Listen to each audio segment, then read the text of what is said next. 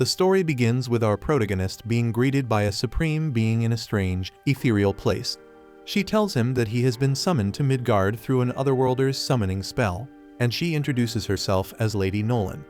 Then almost immediately she apologizes, explaining that he was accidentally caught in a summoning ritual meant for someone else.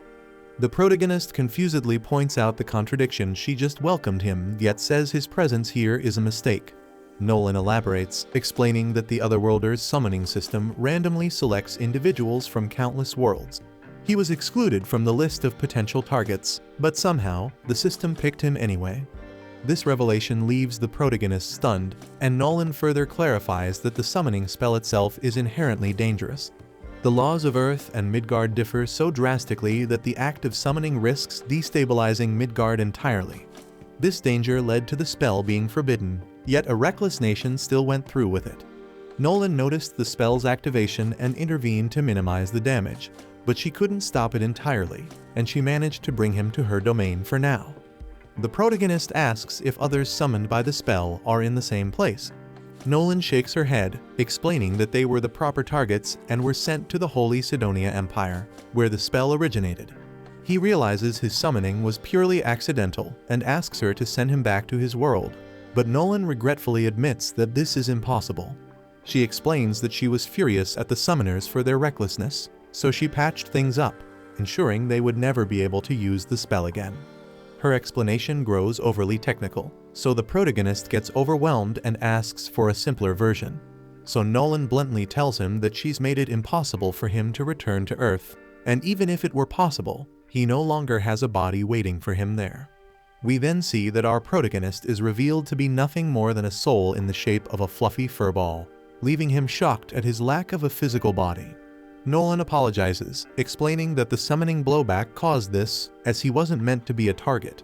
He frustratedly tells her that an apology won't fix his predicament and demands to know what will happen to him now, so Nolan urges him to give up on his old life and start anew as a resident of Midgard. He hesitantly asks if this means he'll be sent to the Sidonia Empire like the others, and Nolan admits she could send him there. However, she warns that the Sidonia Empire is a difficult and dangerous place, and as an accidental summon, his treatment there would likely be terrible. This disheartens him, but Nolan reassures him, saying she feels responsible for his situation and intends to help him. She reveals her plan to send him to a different nation, one where he can have a better chance, and promises to give him her blessing as compensation. Confused by her words, he listens as she explains that this situation resembles the premise of video games and anime in Japan, and that shit means that being sent to a fantasy world with opportunities for adventure. She enthusiastically claims it'll be exciting for him, though he feels nothing but anxiety. Ignoring his doubts, Nolan asks him to try opening his status window, and to his surprise, it appears when he thinks about it. The window shows he is now 17 years old, and despite being a 40-year-old salaryman in his previous life, he doesn't have a job listed. So Nolan explains that in this world, the concept of a salaryman doesn't exist. Instead, there are combat jobs like swordsman, mage, knight, thief, and hunter, as well as production jobs such as herbalist, alchemist, blacksmith, and carpenter. And since fighting doesn't interest him, he expresses his desire for a production job.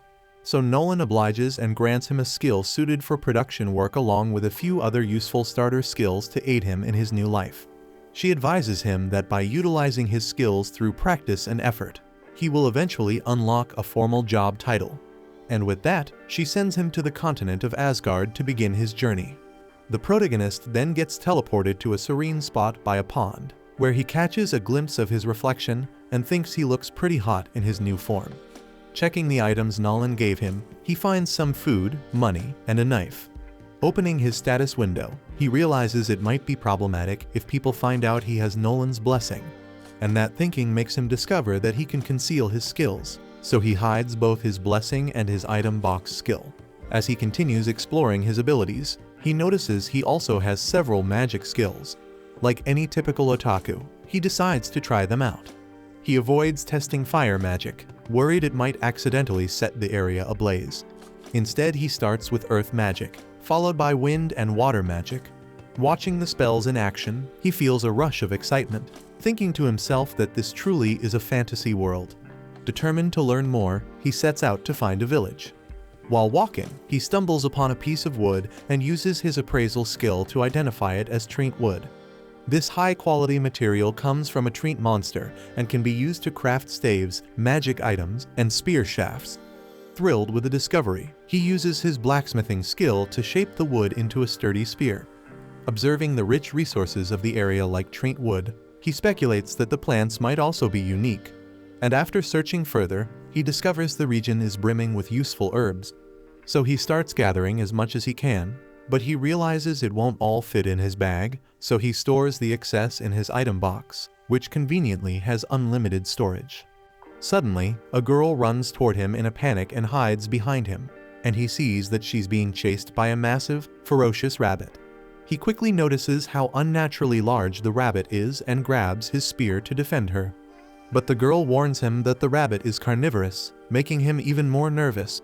As the creature leaps at him, he manages to strike it down with his spear, and that shit kills him immediately. Takumi stands in disbelief, amazed that he was able to defeat such a dangerous beast. But this victory earns him a warrior job, even though he doesn't want it. The girl thanks him for saving her, and he asks where she's from. She explains that she's from Board Village and had wandered into the forest while gathering medicinal herbs. He asks if he can accompany her back to the village, and she happily agrees. He feels relieved and smiles, but before they leave she asks if he isn't going to take the horned rabbit with him and mentions that the rabbit is considered quite a delicacy. He quickly stores the rabbit's corpse in his item box, explaining that while it can't hold living things, storing non-living objects like corpses isn't an issue. The girl is amazed at his item box skill and compliments him, and then introduces herself as Molly, and he responds by introducing himself as Takumi. The scene then shifts to the Holy Sidonia Empire, where the three summoned humans find themselves confused about their situation. A cloaked woman then approaches them, welcoming them to a new world. She explains that they have been summoned to use their powers as heroes to save this realm. However, her cryptic explanation only deepens their confusion. She then introduces herself as Elizabeth, the first empress of the Holy Sidonia Empire, and reveals her face, and her expression exudes the air of someone who might suck your damn soul in some dark alley. Then we see that among the three, a girl named Akane suddenly gains a unique skill called Revelation from Lady Nolan. This skill grants her divine insight, instructing her to trust her instincts as they will guide her to the right decisions. Following her instincts, Akane decides not to trust Elizabeth, because everything about her appearance screams dangerous. Back in Board Village, Molly's parents warmly thank Takumi for saving their daughter. Her father introduces himself as Banga the hunter, and her mother as Martha. Takumi asks if it would be alright for him to stay in the village for a while, and they happily agree, mentioning that their village is abundant in herbs and even has a vein of ore nearby, which excites Takumi. Banga then introduces Bobbin, who stands nearby, as the village blacksmith. Takumi then thanks the villagers for letting him stay, but they inform him there's no inn in the village. But instead they offer to build him a home, which makes him genuinely happy. They show him a plot of land where his house will stand, and Bobbin gathers the villagers to help with construction. Takumi decides to pitch in as well, using his earth magic to level the ground. The villagers are impressed by his magical skill, but the effort drains a significant amount of his mana. So Banga advises him to conserve his energy and let the rest of them handle the work. Later, Takumi's new home is completed, and he uses his carpentry and blacksmithing skills to craft some basic furniture to make it livable. Feeling settled, he checks his status window and wonders if it's possible to change his warrior job. To his surprise, an option to switch jobs appears, so he excitedly selects alchemist and blacksmith as his main jobs and dives into work. Together with Bobbin, he collects ores of iron, silver, and copper. He even discovers a rare mana-infused material called magic iron ore, deciding to smelt all of it into ingots.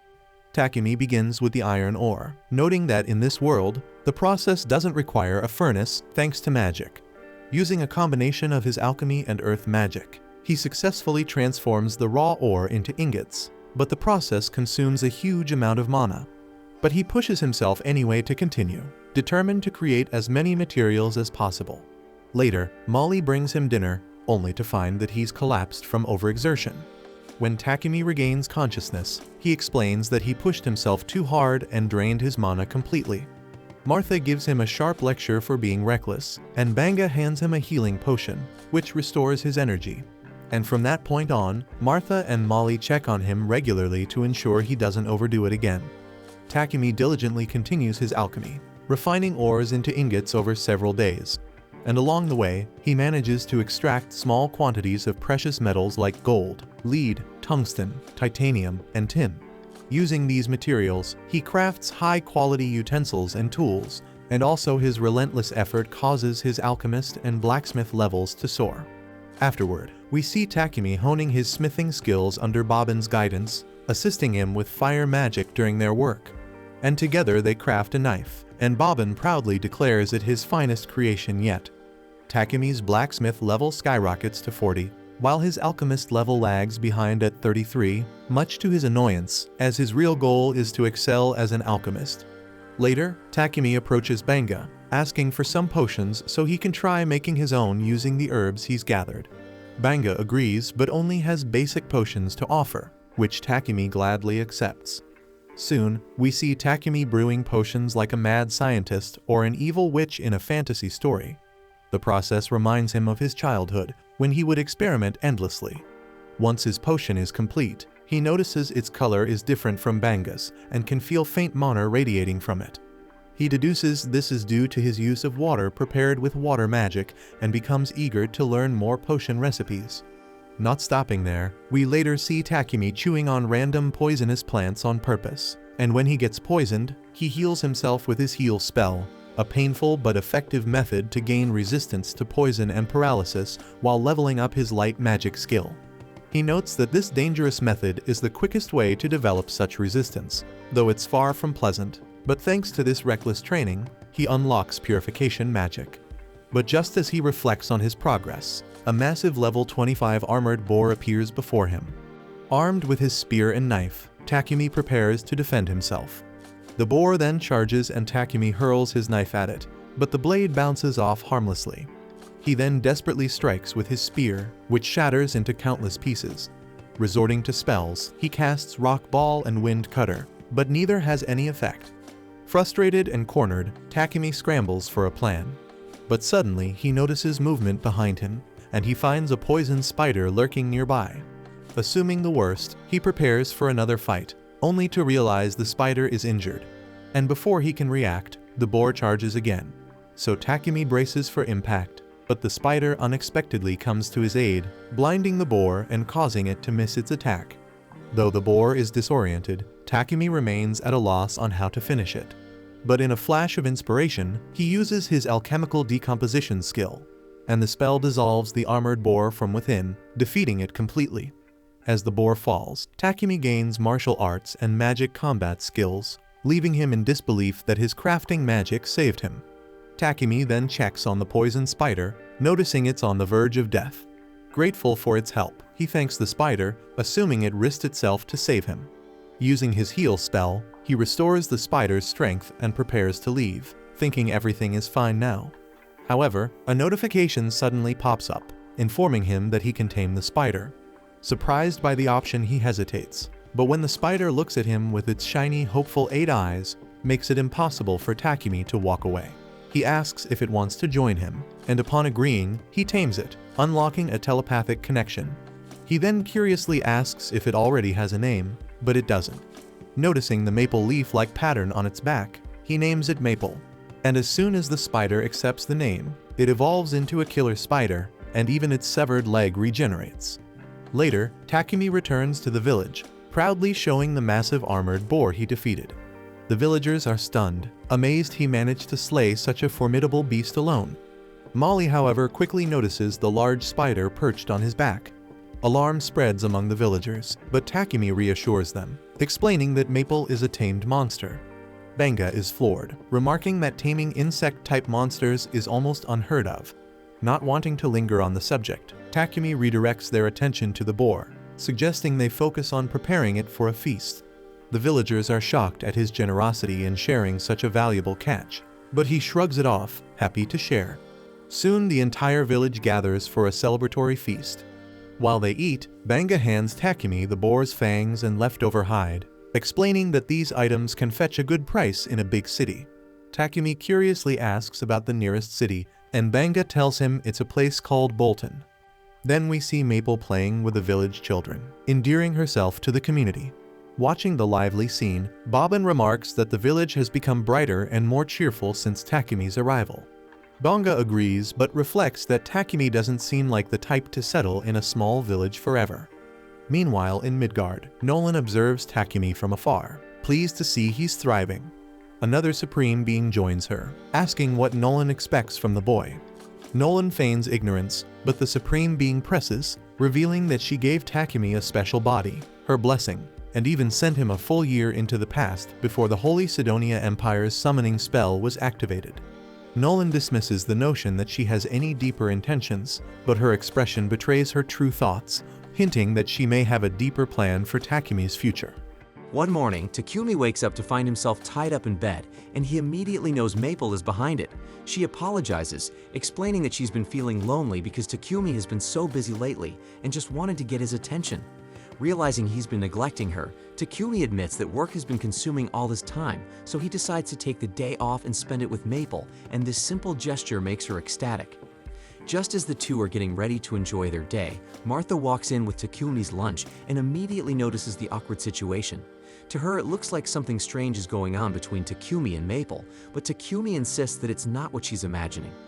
Martha takes his explanation at face value, but can't help noticing the silky threads Maple has produced. Intrigued, she gets the idea to harvest as much silk as possible from Maple, seeing it as a golden opportunity. Later that day, Martha proudly shows off a shirt she's made from the spider silk, and the ladies in the village are going wild over its texture and quality. Takumi, surprised by their enthusiasm, learns that spider silk is considered a rare luxury item, usually only affordable to nobles. Martha, sensing a lucrative opportunity, asks Maple if she can produce more fabric. Maple obliges and eagerly squirts out more silk, but the process is time-consuming, so this means that she won't have time to play with Takumi anymore. Though Takumi is a little disappointed as he has been looking forward to spending the day with her, still he knows he has other responsibilities to tackle, so he's not entirely bothered. It's been about a month since Takumi first arrived in the village, and he's starting to plan his next steps. He intends to head to the city to advance his studies in alchemy, but the thought of saying goodbye to the villagers he's grown close to leaves him hesitant. In the meantime, Takumi decides to visit Boban at the forge to continue practicing blacksmithing. Together they manage to craft a chest plate that fits Takumi perfectly, as well as a pair of sturdy steel-toe boots. Boban, proud of their work, points out that the boots are great for kicking things in a pinch, but Takumi, ever the pacifist, reminds Boban that he has no intention of fighting because he's committed to becoming an alchemist. Just then Banga shows up, pleased to see that Takumi's armor is finally complete, though there's a hint of sadness in his voice. He knows Takumi can't stay in the village forever if he wants to grow his production business, and heading to the city is the logical next step because it's where Takumi can sell more of his goods, access a reliable supply of materials, and truly thrive. Banga then mentions that a trader from Bolton will be passing through the village in a couple of days, and he's already arranged for Takumi to hitch a ride back with him. While they're sad to see him leave, they understand this is for the best, and they encourage Takumi to start preparing for the journey. Grateful for their support, Takumi thanks them and heads back to his house to begin packing. On the way, he bumps into Martha, who's carrying a bucket of meat. He curiously asks what she's up to, and Martha explains that she's on her way to dispose of the innards from a horned rabbit Banga had caught. Apparently, the innards are the most delicious part of the rabbit, but they're also tricky to process safely, and without proper equipment to remove diseases and parasites, they had no choice but to throw the meat away. Takumi, however, has a better idea, and he bends down and uses his purification magic to cleanse the meat, making it safe to eat. Martha is grateful, but also visibly stunned by what she just witnessed. She points out that light magic is incredibly rare in this world, and if people found out Takumi could use it, it would likely attract a lot of unwanted attention. So she advises him to keep this ability a secret when he leaves the village. Acknowledging her warning, Takumi promises to be cautious, but while he's still here, he plans to use every bit of his power to improve the villagers' lives, and over the next couple of days he gets to work, using earth magic to construct a sturdy brick wall to enhance the village's defenses. For convenience, he builds a water pump and even adds a few other amenities to make life easier, and by the time he's finished, the village looks completely transformed. So when the merchant from Bolton finally arrives, he's so astonished by the improvements that he barely recognizes the place. Banga then steps forward to greet Papek the trader, and after finalizing a trade deal, Takumi walks up, ready to depart. Papek, who's already heard a great deal about Takumi from Banga, introduces himself and everyone confirms if Takumi has everything he needs. Takumi assures them that he hasn't forgotten a thing, but there's one last gesture he wants to make before leaving. He reaches into his bag and hands Banga a potion, and then explains that he already left about 100 similar bottles at Banga's house and urges him to use them in case of emergencies to heal any injuries. Papek, noticing the potion, asks for a closer look and is stunned by its quality because it's undoubtedly a high-level potion. However, Takumi seems oblivious to just how valuable his creation is. Soon, the rest of the villagers gather to bid Takumi farewell, and Papek kindly offers to wait until everyone has said their goodbyes. Molly then waves goodbye to Maple, who's cozily sleeping in Takumi's sack, and Martha hands Takumi an outfit made from maple silk, a collaborative gift from the village ladies. Touched by their thoughtfulness, Takumi thanks everyone for their kindness, especially considering how short a time he's been in their village. He then steps into the carriage, and the villagers give him an enthusiastic send-off, assuring him that he will always be welcome in their home. As the carriage heads toward Bolton, Papek comments on how deeply the villagers seem to care for Takumi. Even the others in the carriage remark on a heartfelt farewell, noting that Takumi was more like family to the villagers than a guest, to the degree that the sincerity of the goodbye tugs at Heath's heartstrings.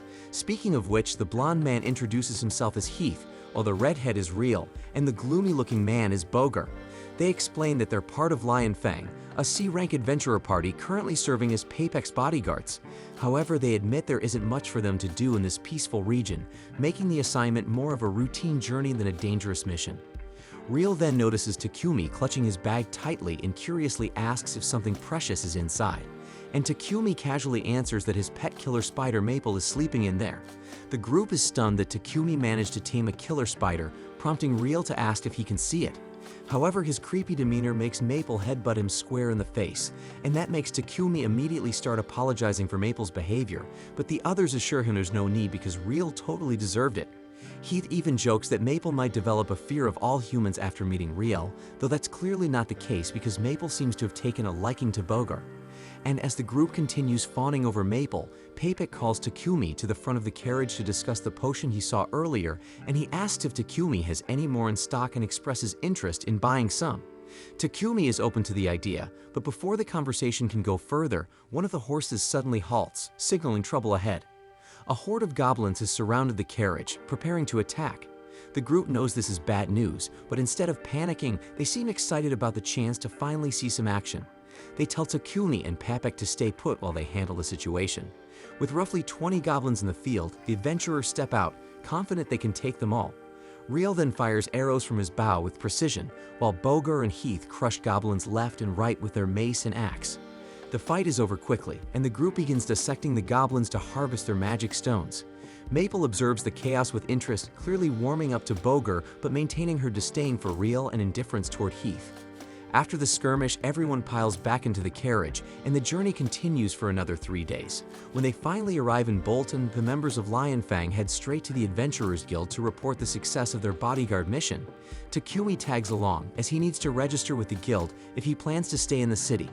Ideally, he would have joined the Alchemist Guild, but since Bolton doesn't have one, becoming an adventurer is his only option. The receptionist Hans explains to Takumi that the Adventurer Guild card can serve as his identification. As long as he completes at least one simple quest per month, the card won't expire.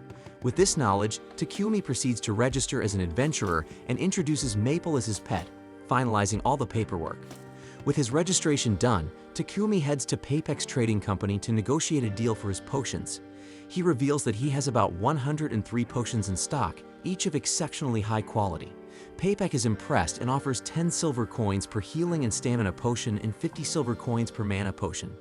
Takumi quickly calculates that this deal would net him over 7 million yen in equivalent value.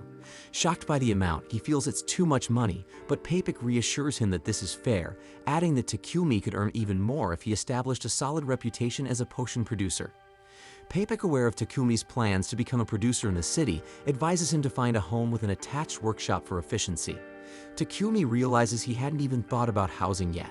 So to help him out, Papek calls over his assistant Thomas and asks him to show Takumi a suitable property at an affordable price.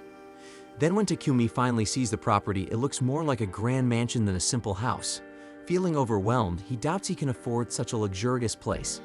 Thomas, however, assures him that the mansion is surprisingly affordable and even guarantees that it's ghost-free, eliminating any unnecessary worries. Takumi then notices the spacious workshop attached to the mansion, which makes it incredibly convenient for his work. Realizing the long-term benefits and knowing he has enough funds from the potion deal, Takumi decides to go for it. And after a moment of deliberation, he tells Thomas with newfound confidence that he'll take the mansion. Thomas is delighted to hear Takumi's decision and assures him he'll begin the paperwork immediately, and he tells Takumi he can move in as early as tomorrow. As they walk through the city streets, Takumi catches a foul stench in the air. Noticing Takumi's discomfort, Thomas explains that the unpleasant odor comes from the city sewers.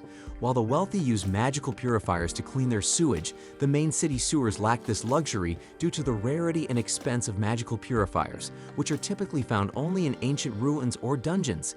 And occasionally priests are hired to manually purify the sewers with magic, but most of the time they remain filthy. The next day, Takumi and Maple settle into their new house, and Takumi immediately starts brainstorming a solution to the sewer issue. He visits Papek's company to acquire some quartz and clay. Using magic, he shapes the materials and combines fire magic with space-time magic to bake them efficiently. The process is exhausting, and after depleting his mana reserves, Takumi has to drink a couple of mana potions to recover. Despite the effort, his work pays off because he successfully creates a modern toilet. Not long after, Takumi hears a loud scream from the living room. Rushing to investigate, he finds Papek completely wrapped in Maple's silk. Takumi gets bewildered and demands to know why Maple did this, and Maple innocently explains that she thought Papek would find it fun. To her credit, the silk is so comforting that it put Papek to sleep, but the sudden swaddling was definitely alarming. Takumi profusely apologizes for Maple's behavior, but Papek reassures him that it's fine, though being swaddled out of nowhere did give him quite a scare, so he asks to use Takumi's restroom because he needs to shake it off. Moments later, Papek emerges from the restroom with wide eyes, demanding to know what the marvel of technology inside is. Takumi casually explains that it's a toilet he invented. He fitted it with a magical purification device, which automatically cleans itself after use. Essentially, once someone uses it, the device employs purification magic to break down waste into inorganic materials, which are then flushed away. Papek is amazed, marveling at the ingenuity, but he quickly realizes that creating such a device would require someone with a rare aptitude for light magic. Takumi immediately realizes he may have messed up, remembering Martha's strict warning not to use his light magic openly. Worried about the potential fallout, he pleads with Papek to keep this a secret. Papek, understanding the gravity of the situation, promises not to tell anyone. However, he's absolutely adamant about one thing: he needs those toilets, and he boldly asks if Takumi can make 100 of them.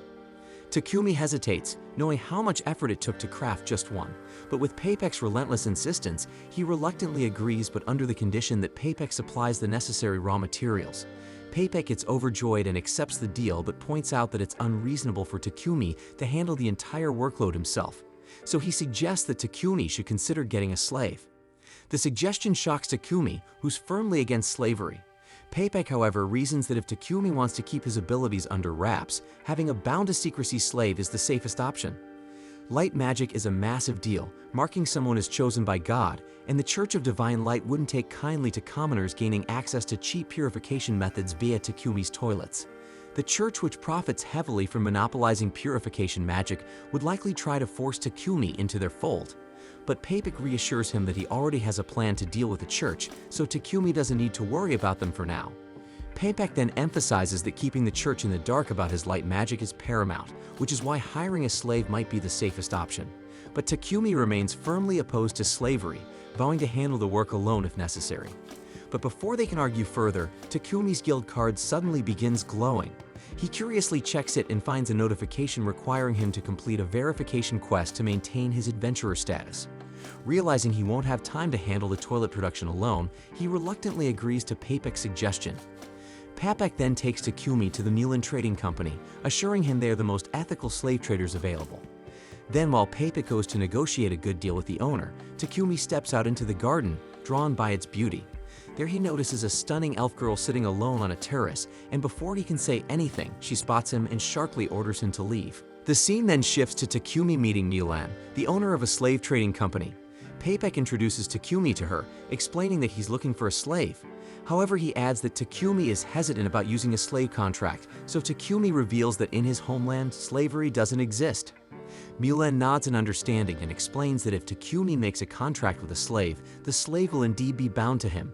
However, she assures him that in the kingdom of Barkula, the rights of slaves are protected by law. She then outlines the general rights of slaves, and Takumi sums it up, noting that the owner is obligated to provide food, clothing, and shelter. Additionally, both the owner and the slave are strictly forbidden from causing life-threatening harm to one another, and the slave is prohibited from sharing any personal information about their owner with others. Takumi reflects that this system is different from what he had imagined.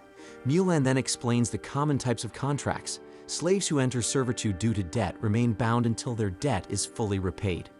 Criminals can choose contracts as a form of rehabilitation and to earn a livelihood. Prisoners of war may accept contracts to secure a place to live. However, she adds that some people are captured and forced into slavery illegally, a sad reality that occurs all too often. Papek then suggests that a war slave might suit Takumi best since they can only be freed with their master's permission. Mulan asks why, curious about his preference, so Papek explains that Takumi is a producer with exceptional skills that are impossible for others to replicate. Mulan, however, wants to hear the reason directly from Takumi, so he explains that his primary goal is to focus on his work.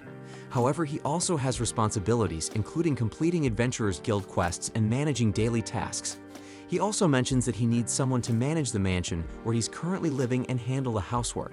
Furthermore, Takumi possesses many confidential skills which would draw unwanted attention. Takumi also adds that he often ventures into dangerous areas to gather materials, so it would be ideal to contract someone who protect him and assist during all that stuff. Hearing Takumi's requirements, Mulan realizes he needs 2 slaves. She summons a girl named Maria, introducing her to Takumi. Mulan then explains that Maria was kidnapped by bandits as a child and has no surviving family. Over the years, she has been trained in reading, writing, calculations, and general housekeeping. She then informs Maria of Takumi's needs, emphasizing that he requires someone to manage his mansion. Takumi then outlines the layout of his mansion, describing the number of rooms, and asks if she can handle it alone. Maria confidently states that she can manage it, and Takumi is relieved to hear this. Noticing his hesitation, Maria asks if something is wrong. Takumi admits that he surprised someone as cute as her hasn't already been chosen by someone else. Embarrassed by the compliment, Maria blushes. Takumi quickly apologizes, worried that his comment might have been inappropriate, but Maria assures him it's fine, explaining that her skills are limited to general housekeeping. Takumi assures her that housekeeping is all he needs, but Maria hesitates, appearing uneasy. When he asks what's wrong, she shyly clarifies that she won't be sharing his bed. Takumi is surprised and quickly clarifies that such an arrangement isn't what he's looking for.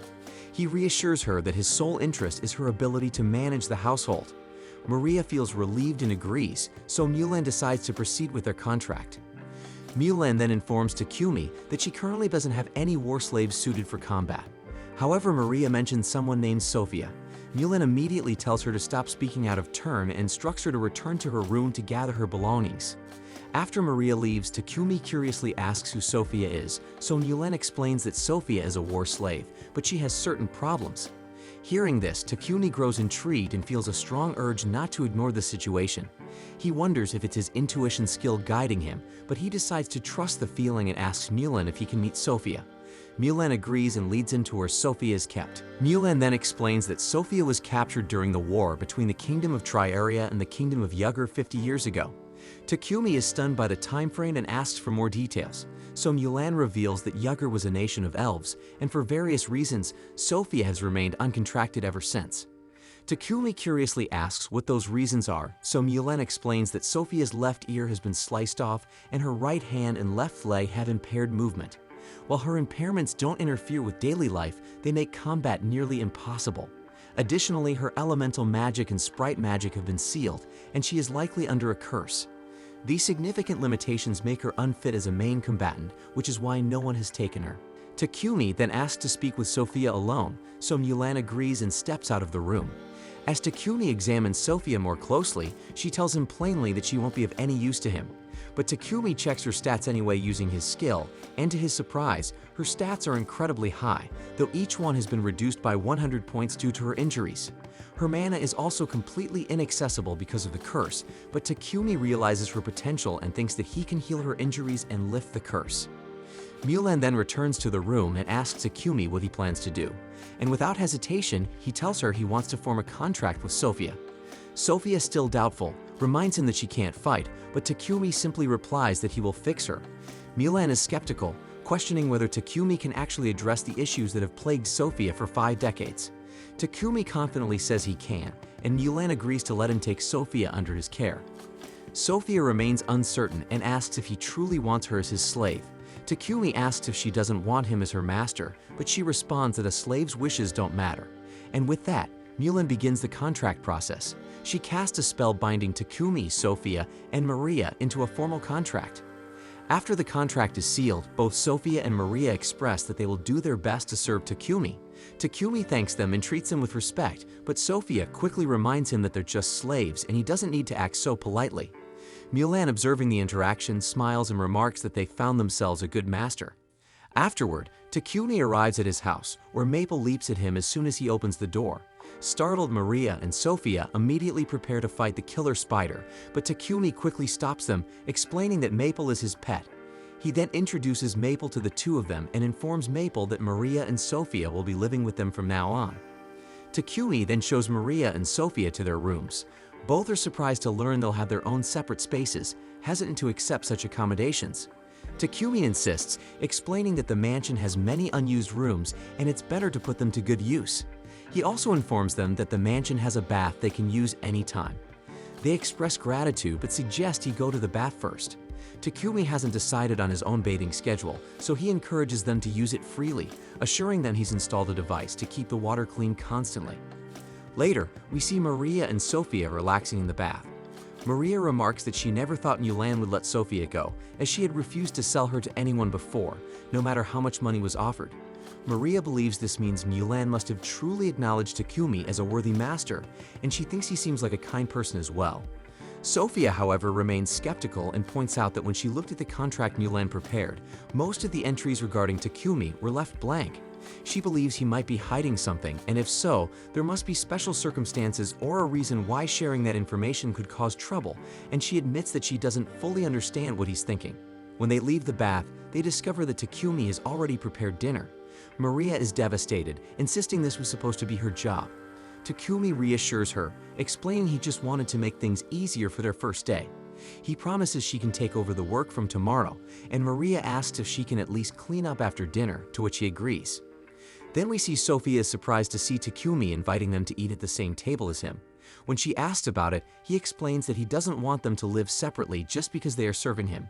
He hopes they'll eat with him, as it would make him happy, and they agree, but with a little bit of hesitation. The next day, Takumi collects his order from Papek, who warns him to handle it with care, so Takumi assures him he understands and heads out. On his way back, Takumi spots a church and decides to visit, and inside he finds a statue of Lady Nolan. Offering a prayer, he thanks her for her blessings and mentions hearing that the Holy Empire of Sidonia controls this country's religion, so he curiously asks why she was bad-mouthing Sidonia earlier. To his shock, Lady Nolan suddenly appears before him. Takumi gets startled and asks how this is possible, so she explains that his prayer reached her, which allowed her to call him into her presence briefly. Lady Nolan then answers his question, revealing that she has no connection to Sidonia or its Church of Divine Light. She explains there are two major religions in this world, the Church of Creation, which has always worshipped her, and the Church of Divine Light, which was created later. The latter's god doesn't truly exist, but the Holy Empire of Sidonia used aggressive tactics to spread its influence rapidly, opposing the Church of Creation. So Lady Nolan chose not to intervene, viewing it as a petty human conflict. Takumi then realizes this lack of interference allowed Sidonia to activate its summoning spell, bringing someone like him to this world. Lady Nolan apologizes again, acknowledging the unintended consequences of her inaction. She then offers a disclaimer about her blessing. While parts of it are permanent, others are temporary. As Takumi grows, the aspects of the blessing that helped him grow quickly and meet kind people will fade. She simplifies it by saying his tutorial for beginners is nearly over. Soon, he will face more significant challenges, including hitting walls in his growth and encountering individuals with ill intentions. Takumi reflects on her words, realizing that many of the kind people he's met so far were likely a result of the blessing. Accepting that he will need to rely more on himself moving forward, he thanks Lady Nolan one last time and exits the church. The story then jumps forward by 1 year into the future, showing the King of Sidonia asking about the progress of the summoned heroes. He is informed that they are currently training with the knights. The king expresses hope that these heroes will become valuable assets, acknowledging the difficulty of summoning them to this world. the minister notes that the heroes were initially reluctant to help, but thanks to Elizabeth's persuasion, they had become more cooperative. The scene then shifts to Akira and Yamato sparring with the knights. The knights mock their poor performance, highlighting how far they still have to go. Yamato then recalls a humiliating memory from his past, when he was defeated by a freshman during a judo match and ridiculed by everyone. Motivated by that memory, he trains with renewed determination, earning the knights' grudging respect for his grit. Meanwhile, the knights ask Akane to join in, but she refuses, stating that she's not interested in violence. She then tries to leave, but Elizabeth intercepts her, insisting that this is not about violence but something essential to saving the world. Then Akira steps in dramatically, playing the role of the protective hero, and assures Akane that she doesn't need to worry because he will protect her. Akane, unimpressed, ignores his bravado and thinks to herself that Elizabeth is dangerous. The story then transitions back to the present. At Takumi's house, he stumbles through the door, falling face first onto the floor. Maria and Sophia rush to help him, picking up his belongings, but when Sophia reaches for the bag Takumi had collected from Papek, he hurriedly places it into his magic bag. Sophia notices this and becomes suspicious, thinking he must be hiding something. Takumi then excuses himself and heads straight to his workshop. Sophia follows him discreetly, and inside she watches him immerse a knife into a strange liquid and injure his arm with it. Then he immediately heals himself using magic. He then prepares to repeat the process, muttering that Maria really messed up earlier. She misunderstands his words, so she approaches him but falls on him, accusing him of planning something terrible for Maria. Takumi gets confused, but before he can explain, Sophia collapses from exhaustion. Takumi realizes she's overworked and notices an injury on her hand. He attempts to heal her, but the process consumes far more mana than usual, likely due to the curse affecting her. Then, after expending significant effort, he manages to fully heal her, and in doing so, his light magic levels up. Afterward, Takumi carries Sophia to her room and asks Maria if Sophia's collapse happens often. Maria explains that Sophia has fainted from exhaustion before, usually when she moves too suddenly or gets overly excited, and she suspects the cause is the curse affecting Sophia. Determined to help, Takumi begins a healing process, combining his Dispel spell with Extra Heal to treat her condition, and he successfully regenerates Sophia's ear and completes the treatment. Some time later, Sophia wakes up, confused about how she got to her room, so Maria asks if she's feeling alright, and Sophia admits that she feels lighter than ever. But then she quickly recalls her earlier misunderstanding, so she panics and urges Maria to run away, claiming Takumi isn't the man Maria thinks he is. Maria, however, smiles and tells Sophia that Takumi is even better than she imagined. Sophia confusedly demands to know what Maria is talking about, so Maria hands her a mirror and Sophia stares at her reflection in shock because her ear is back to normal. She also realizes that her magic, which had been sealed for years, has returned. So Maria explains that Takumi cured her. Later, Sophia meets Takumi and asks him about what happened. He explains that earlier, he had been cutting and healing himself to level up his light magic so he could properly heal her. Sophia then curiously asks what he meant when he mentioned that Maria had messed up. Takumi clarifies that Maria had mistakenly thrown away some medicinal herbs he'd collected, mistaking them for trash. Sophia, embarrassed by her misunderstanding, then asks why he went to such lengths to help her, especially since it was dangerous for him, and Takumi simply replies that he was keeping his promise.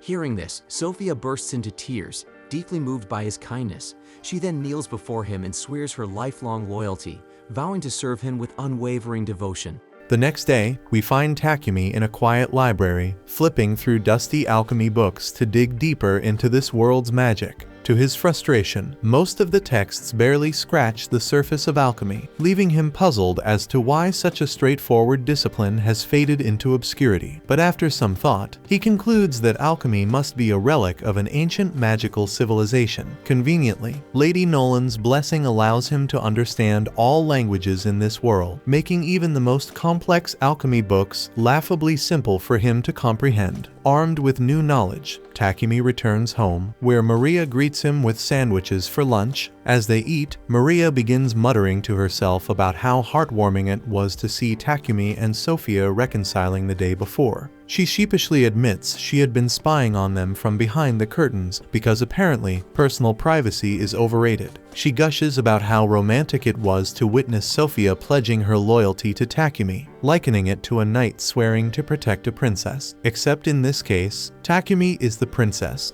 Maria and Maple wholeheartedly agree that Takumi makes an adorable princess, much to his utter embarrassment. He can only respond with a cringing smile. Later in the afternoon, Takumi heads outside to work on his production business because today's task involves packaging a bulk order of toilets for Payback. Aria and Sophia join him, cleaning and packing the goods while Takumi daydreams about breaking free from the monotony of manufacturing. He casually shares his thoughts with Maria and Sophia, confessing his longing to explore the world. He dreams of hunting exotic materials, sampling unique meals, and uncovering hidden ruins. Naturally, he also mentions taking Sophia along as his bodyguard while leaving Maria behind to manage the mansion. Maria, however, is less than thrilled about being left behind, while even the spider Maple gets to tag along, and that's just too much for her to bear. She then hits him with her signature, cute yet manipulative maid look, and predictably, Takumi falls for it. But before deciding, Takumi checks Maria's stats by gently rubbing her face to open her status window, because apparently that's how status windows work, and to his surprise, her stats are better than expected, suggesting she could handle combat. Impressed, Takumi decides to bring her along on his future adventures, but insists that she trains with Sophia to refine her skills first. With that settled, Takumi starts crafting weapons and armor for Sophia and Maria. When he asks for their preferences, Sophia doesn't hold back. She hands him an extensive, borderline excessive list of her weapon requests and volunteers Maria for a spear, promising to train her personally. Takumi then gathers the necessary materials and gets to work, channeling his alchemy manipulation magic to speed up the process. Meanwhile, Sophia puts Maria through her paces, and Maria quickly discovers that being a battle maid involves a lot more sweat and significantly fewer tea parties. Takumi finishes the weapons in record time, adding personal touches, a wing pattern for Sophia's weapon, and a flame motif for Maria's spear. Of course, he goes the extra mile and enchants them with auto repair and attack boosts, because well, why not add a little extra power? As Takumi works, his mind wanders into dangerous territory. He imagines Maria wielding her spear in full maid attire, and his overactive imagination leads to a classic anime-style nosebleed. To make matters worse, Maria, somehow sensing this moment of unholy admiration through what she calls maid telepathy, claims she can feel someone ogling her sacred plot. Takumi tries to shake it off and focuses on the next task, crafting armor. Naturally, his first instinct is to go full RPG mode and consider making enchanted undergarments instead of practical gear because let's face it, that seems to be standard in these worlds. But even Takumi realizes this idea crosses too many lines, especially since Maria and Sophia are technically his employees and not participants in his questionable cosplay daydreams. The real challenge, however, is getting their measurements. Asking directly would only earn him a one-way ticket to Pervsville. But Takumi has a solution. With a mischievous grin straight out of a shonen villain's playbook, he uses his alchemy magic to create life-sized replicas of Sophia and Maria. He spends a hilariously awkward amount of time staring at these mannequins, particularly at their melons, because professionalism has never been his strong suit. Let's just say Takumi's imagination runs wild as he revels in the fantasy of being the master of his two servants. After several days of work, Takumi finally finishes the armor, which looks nothing like what you'd expect. Sophia gets a simple breastplate, and Maria's armor is basically a red maid outfit that belongs in a fantasy game. Surprisingly, both girls are thrilled by the design, but Sophia pauses to wonder how Takumi matched their sizes so perfectly without taking measurements. Takumi naturally keeps this a secret because he can't exactly confess his pervy methods after all. With that sorted, the trio heads to the Adventurers Guild so Sophia and Maria can be registered and obtain travel licenses for venturing outside the city. After the girls receive their guild cards, Takumi registers the three of them as a new party and prepares to accept their first quest together. Just as he's about to pick one, a group of D-ranked adventurers approaches, their leader being an overweight thug with an oversized ego. They immediately start picking on the group, telling the girls to dump Takumi and spend their time with someone more deserving than an F-ranked loser like him. Takumi doesn't take this insult lightly. Though internally terrified of the fat thug leading the group, he wants to protect his friend's honor. Summoning every ounce of courage, he stands his ground and uses physical enhancement magic to block the thug's attack. However, when the thug's punch connects, his own arm breaks from the impact, leaving Takumi unharmed. Just as things are about to escalate further, the guildmaster arrives to put a stop to the commotion. However, upon seeing the injured thug, the guildmaster immediately blames Takumi for the incident, completely unaware that the thug hurt himself trying to attack Takumi. As the guildmaster scolds Takumi, Sophia, and Maria, the receptionist Hans intervenes, explaining that the white-haired idiot hadn't started the fight and was only defending himself. When Hans addresses the guildmaster by his title, Takumi's jaw nearly hits the floor. He's shocked to learn that the bald-headed, angry bird-looking man is actually the guildmaster. Hans formally introduces him as Barak. Ignoring the introduction, Barak sternly orders Hans to heal the thug's broken arm. Afterward, Barak asks Takumi and the girls to follow him. In what feels like an interrogation room, the guildmaster demands to know what Takumi's deal is. Initially hesitant to reveal his abilities, Takumi is forced to explain when Hans mentions detecting traces of magic at the fight scene. Hearing this, Takumi realizes how sharp Hans' sense skills must be. While admitting to using magic, Takumi clarifies that he didn't cast any spells on the goons from earlier. Instead, he explains that he coated his body with charcoal from his item box. Hans doubts him, but becomes convinced when Takumi adds that he synthesized the coal into diamond. Recognizing this as alchemy, Hans recalls that Takumi had initially wanted to join the Alchemist Guild when they first met. Ignoring the magic talk, Barak shifts the conversation to the women in Takumi's party. When Sophia and Maria confirm they're his teammates,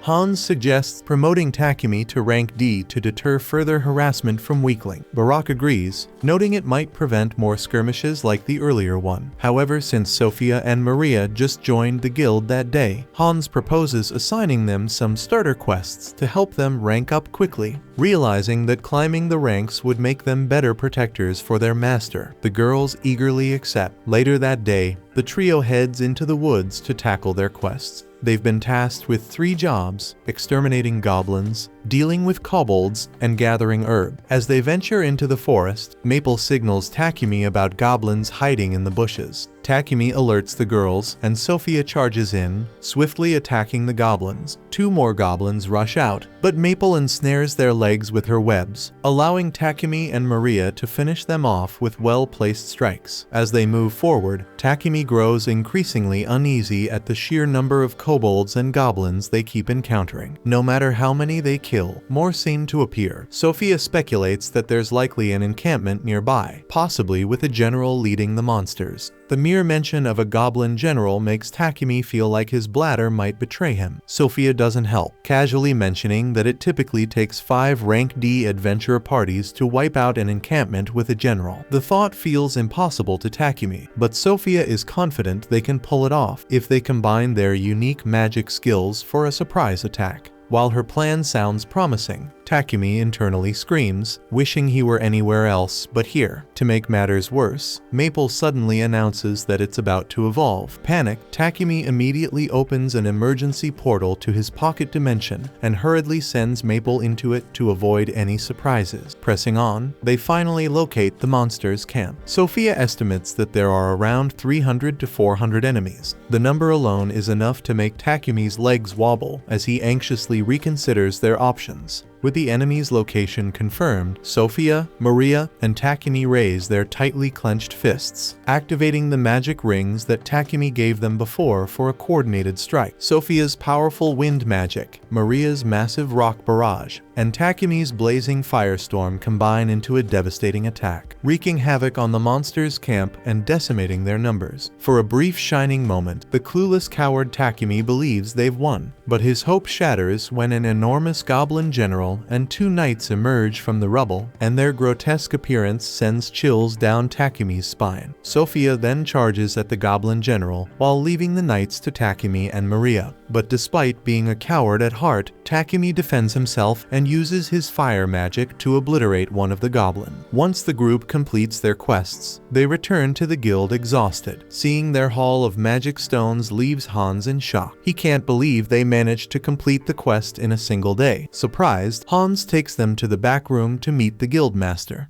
The guildmaster is just as stunned as Hans, wondering how they achieved such a feat so quickly. But before he can question them further, Maple enters in her half-human form and slaps the guildmaster on his bald head before introducing herself. Takumi and Sophia are shocked by her new form, but Maria is delighted and excited to hear Maple speak for the first time. And after that shit, Takumi is promoted to rank E, while Sophia and Maria are promoted to rank F. Later, Maria shows Takumi a design for new undergarments for her and Sophia, and when Takumi looks at Maria's initial design, it resembles men's undergarment, and naturally the perv can't let that slide, so he sketches a more feminine design for them. And the moment Maria sees it, her cheeks flush furiously, and she stammers as she begs him to make it. While they talk, Maple informs Takumi that Papek has arrived. Papek faints upon seeing Maple's new form, but when he recovers, he tells Takumi that the Lord of Bolton has summoned him to express gratitude for the toilets he made. When Takumi meets the Lord, he is thanked repeatedly for his contributions to the town's sanitation. The Lord's kindness surprises Takumi, who starts to think of him as a good and honorable leader. Later that evening, Maple delivers the finished underwear to the girls. As they hold it up, they marvel at how comfortable it feels and jokingly ask if they can try it on in front of Takumi. This suggestion is enough to make the virgin dimwit freak out entirely, screaming like a scared little girl. He bolts into his room and slams the door behind him, leaving the girls laughing at his embarrassment and thinking that he is too chicken. The scene then shifts to Takumi putting the final touches on his refrigerators. Maple inspects one with fascination, marveling at the cool air inside. Takumi explains that the fridge is designed to keep food fresh for longer, preventing it from spoiling too quickly. The other girls gather around, enjoying the refreshing breeze, but Takumi warns them not to leave the doors open for too long. He then walks them through the process of how he built the fridge, and Maria, clearly thrilled, thanks him, excited that she can now cook with fresh ingredients whenever she wants. Takumi then asks which color they prefer, and after some discussion, they settle on the blue one. Satisfied, Takumi takes the remaining refrigerators to Papek, letting him know that he's ready to start his next project. Sophia, curious as ever, wonders if he's inventing something new yet again. However, Takumi tells her that this time, he's thinking about upgrading their equipment. After their recent fight with the Goblin General, he realized that their current gear won't be sufficient for their future journeys. He adds that both his blacksmith and alchemist levels have improved recently, so instead of using magic steel, he plans to work with adamantite and mithril. This surprises Sophia, but she looks forward to seeing what he can create. Afterward, Takumi seeks out Hans to ask where he can find mithril and adamantite. Hans informs him that both are extremely rare ores and that there are no blacksmiths in the city capable of refining them properly. Still, he offers Takumi a list of skilled blacksmiths who live in the area. He also points out that since Takumi is an alchemist, he might be able to synthesize the ores himself. Takumi is surprised by this suggestion, but Hans explains that synthesizing them would be incredibly time-consuming and drain a massive amount of mana. He then suggests a more practical approach, mining the ores directly from a town called Horas, located northwest of the Kingdom of Barkula. However, there's a catch. The mines are restricted, and only members of the Blacksmith Guild are allowed entry. Fortunately, there's a loophole. If Takumi accepts a quest to eliminate the monsters that occasionally appear in the mine, he'll be granted temporary access. This means he could mine the ores while also completing the quest. So Takumi believes that if he does, this will mean killing two birds with one stone. The guildmaster then suddenly appears, informing Takumi that Bolton has been experiencing a shortage of trint wood. He explains that this is due to most adventurers prioritizing black buffalo hunts, which are common around this time of the year. He emphasizes that this is a serious issue and casually points out that the Forest of Death, where Treant wood can be found, happens to be on the way to Hora's. Takumi immediately realizes that the Guildmaster is trying to rope him into hunting Treants as well. The Guildmaster confirms this assumption and further mentions that hauling back all that Treant wood shouldn't be an issue for Takumi since he has space-time magic. Takumi agrees to take on the task since he also uses Treant wood himself, but the Guildmaster isn't finished yet. He brings up a blacksmith who needs to travel to Hora's and requires an escort, once again pushing another mission onto Takumi. At this point, Takumi can't help but think that this guild is absurdly exploitative. The Guildmaster then attempts to sweeten the deal, offering Takumi a promotion to rank D if he completes the quest. However, Takumi is skeptical, revealing that he has never taken an escort mission before. He suggests that the Lion Fangs would be better suited for the job, but the Guildmaster informs him that they are already occupied with another quest. Accepting his fate, Takumi shifts gears and asks how long the journey to Hora's would take. Hans explains that a standard horse carriage would take about 7 days, whereas a monster horse carriage could make the trip in 4. Understanding the situation, Takumi requests a monster horse carriage, but Hans disappoints him by revealing that they are all currently in use. Just then, Riel enters the room, stating that their party is the one using them. Hans assumes that Riel's group must have completed their quest, but Riel clarifies that they haven't. He is only here to deliver a black buffalo they hunted along the way. He warns the Guildmaster that upcoming escort missions will be dangerous due to an increase in advanced species in the forest. However, the Guildmaster remains unfazed, remarking that higher risk means higher reward. Riel shakes his head at the Guildmaster's cold attitude and mentions that he will be departing tomorrow morning to rejoin his party. Seeing an opportunity, Takumi offers Riel a place to stay at his house, even telling him he can use the bath, so Riel happily agrees. But before they part ways, Takumi mentions that he has some business to handle first and offers to give Riel his home address and he will catch up to him later. However, Riel simply shrugs and says he'll just tag along. The two of them then head to Papek's company, where Papek readily agrees to lend Takumi a monster horse carriage for his mission. In return, he asks Takumi to wholesale some of the ores he mines, to which Takumi agrees. Papek then eagerly shows off the fridge Takumi made, practically begging him to produce more, completely obsessed with the invention. Meanwhile, back at Takumi's house, Sophia is growing anxious. She paces around, worried that her master still hasn't returned home. Thoughts race through her mind, wondering if something bad has happened to him, and she deeply regrets not accompanying him on his excursion. As night falls, Takumi and Riel finally make their way back to the mansion, frustrated that they weren't able to find any blacksmiths skilled in working with mithril. Takumi mentions that they managed to visit everyone on the list except for one, as his shop was closed. Just then, they come across a hooded figure blocking their path. Riel immediately senses a dangerous aura radiating from the figure and instinctively tries to pull Takumi away, but before they can escape, the figure moves to intercept them with a swift kick to Riel's head. To their shock, the hooded person reveals themselves it's Sophia. Mistaking Riel for a kidnapper, she lunges at him with full intent to kill, but Takumi quickly steps in to stop her. After a tense moment, he explains the situation, and Sophia immediately apologizes. Riel, still shaken, shrugs it off, but now has a mountain of questions about Takumi's life. When they finally arrive at the mansion, Riel is taken aback by the number of girls living in Takumi's house. He eyes them all suspiciously and wonders what kind of wild life his friend is leading. Takumi casually explains that he needed help around the house, so he bought some slaves. As Riel processes this, his attention shifts to Maple, who has now evolved into an arachne. Excitedly, he asks if she remembers him, only for Maple to glare at him with pure hatred, completely crushing his fragile heart. Riel groans about how unfair life is, lamenting that Takumi is surrounded by beautiful women while he remains the only single member of his party. Takumi, trying to console him, reassures him that none of these girls are his girlfriends, so this gives Riel a sudden boost of confidence, prompting him to boldly ask both Maria and Sophia out on a date. However, they shut him down immediately, stating that they have dedicated their lives to Takumi. Takumi then just tells him to take a damn bath, and later we see Real pathetically bathing with tears in his eyes. Meanwhile, Takumi and the others gather for a strategy meeting. Sophia agrees with Takumi's plan to take down some treants, mentioning that she is also fine with exterminating monsters in the mine to collect ores. The group reaffirms their commitment to the mission, promising to do their best. Takumi nods, telling them that they will depart in 3 days. With that in mind, he decides that he needs to forge better equipment for his party before they set out. The next morning, Real leaves the mansion, and afterward,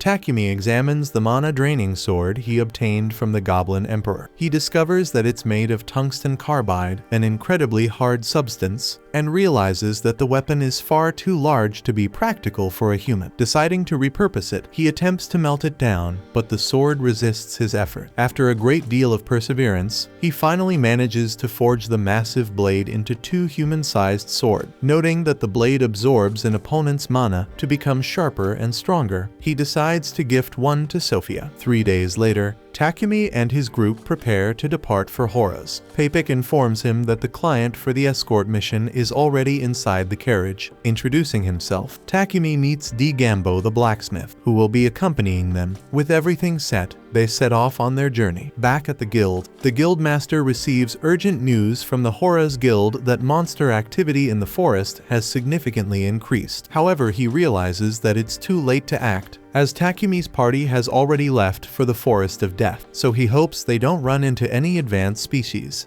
knowing how dangerous the journey could become. Meanwhile, Takumi and the others continue onward, unaware of the looming threat. Meanwhile, back in the royal capital, a messenger from the palace meets with Papik. Expressing gratitude for the toilets he provided to the king, the official informs him that they are considering implementing them throughout the capital, believing this innovation will completely resolve their long-standing sewage problems. Papik is pleased to hear this, but the official then warns him that word of this advancement has spread far, even reaching the Holy Sidonia Empire. Given their reputation, the empire is likely to take action. Fast forwarding a year into the future, we see that both Yamato and Akira have grown into formidable fighters, impressing those around them with their rapid development. However, Akane remains skeptical of Elizabeth, keeping a watchful eye on her. Returning to Takumi's group, they make a stop near the Forest of Death. Takumi casts a protective barrier around their camp and instructs D. Gambo to stay inside while they deal with the treants. The scene then shifts to them deep in the Forest of Death, where Takumi asks Sophia how to tell the difference between a treant and a regular tree. Sophia explains that he needs to focus and sense their magic while observing their surroundings. She then points at one, revealing it to be a treant, and Takumi immediately charges at it. It tries to strike him with its roots, but Maple and the others step in to cover him. Seizing the opportunity, he thrusts his spear into the monster, bringing it down and leveling up both his axemanship and logging skills. Thinking these creatures are weak, Takumi assumes this will be an easy task. However, Sophia warns him that they are surrounded and suggests using magic to take them down more efficiently. The team unleashes their spells, cutting and burning through the treants, and as the battle rages on, Takumi levels up several of his skills. Suddenly, an elder treant appears, significantly stronger than the rest. The girls attack, but their strikes have no lasting effect as the monster regenerates instantly. Seeing this, Sophia tells Takumi they must take it down in a single, decisive strike, so she instructs him to coat his blade in fire magic, which he does before rushing the elder treant. Dodging its attacks, he lands a direct strike to its eye, dealing a fatal blow. With that, the creature is finally defeated, and Takumi's skills level up again. Takumi then notices a strange fruit on the ground and is surprised to learn that treants bear fruit. Sophia identifies them as miracle apples, an extremely rare find, so Takumi suggests they take them home,